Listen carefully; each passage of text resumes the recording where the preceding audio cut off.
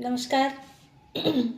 आपण या व्हिडिओच्या माध्यमातून जाणून घेणार आहोत की प्रधानमंत्री मातृत्व वंदना योजनेमध्ये पेमेंट जनरेशन कशा पद्धतीने करायचं, अंगणवाडी ताईचं प्रोफाईल कसं भरायचं आणि कारण प्रोफाईल जर व्यवस्थित भरलं नाही तर ते सुपरवायझर लॉग इनला येणार नाही आणि सुपरवायझर लॉग इनला आलं नाही तर त्याला व्हेरीफाय करून पुढे पाठवता येणार नाही आणि फेस ऑथेंटिकेट करता येणार नाही आणि ह्या सगळ्या अडचणी पुढे निर्माण होतील आणि या होऊ नये म्हणूनच सर्वप्रथम अंगणवाडी ताईच्या लॉग इनवरून आपल्याला संपूर्ण डिटेल्स भरायचे आहे. काही चुकीचं असेल तर एसओ आणि DNO लॉग इनवरून ते आपल्याला व्हेरीफाय आणि करेक्ट करून घ्यायचं आहे आणि नंतर ते करेक्ट माहिती आपण आधार डिटेल्स भरल्यानंतर ती सुपरवायझर लॉग इनला दिसेल आणि त्या ठिकाणी जसं आपण FRS करतो त्या पद्धतीने अंगणवाडी ताईंचं फेस ऑथेंटिकेशन आपल्याला करून घ्यायचं आहे.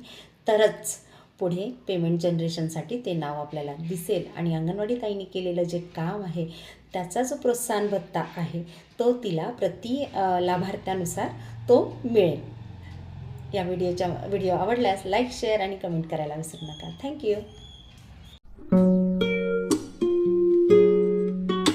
प्रधानमंत्री मातृत्व वंदना योजनेअंतर्गत आपण माहितीच आहे लाभार्थ्यांचं पेमेंट जनरेशन होत आहे. त्याचप्रमाणे आपल्या अंगणवाडी ताई ज्या आहेत फील्ड फंक्शनरी त्यांचंसुद्धा पेमेंट जनरेशन होणं गरजेचं आहे. त्यासाठी आपण कुठली प्रोसेस करायची याआधी देखील विविध व्हिडिओ आलेले आहेत पण काही मैत्रिणी विचारतायत त्यामुळे त्यांच्यासाठी हा एक व्हिडिओ.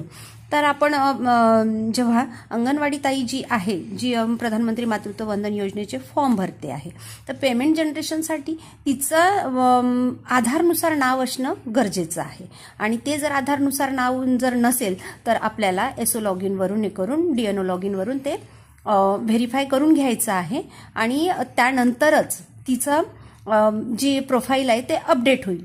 तर तिला प्रोफाईल कुठे अपडेट करायचं आहे तर तिचं जे लॉग इन आहे त्या ठिकाणी जे आहे तर त्या ठिकाणी तिला आधारनुसार नाव आणि संपूर्ण माहिती जी आहे ती भरून ते अपडेट करायचं आहे.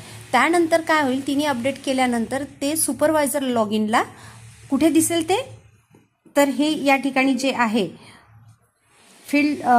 Face authentication of field functionary AWW आशा या ठिकाणी आपल्याला ते पाहायला मिळेल. आपण ज्या वेळेस सुपरवायझर लॉग इननी आपलं युजर ID आणि पासवर्ड टाकून ओपन करतो तर अशा प्रकारची स्क्रीन ओपन होते आणि याच्यामध्ये हे जे गुलाबी रंगाचं दिलेले आहे यावरती क्लिक केल्यानंतर ज्या ज्या अंगणवाडी ताईंनी त्यांचं प्रोफाईल अपडेट केलेलं आहे तर अशी संपूर्ण लिस्ट आपल्याला या ठिकाणी पाहायला मिळेल आणि नंतर आपल्याला काय करायचं आहे तर फेस ऑथेंटिकेट करायचं आहे तिचं.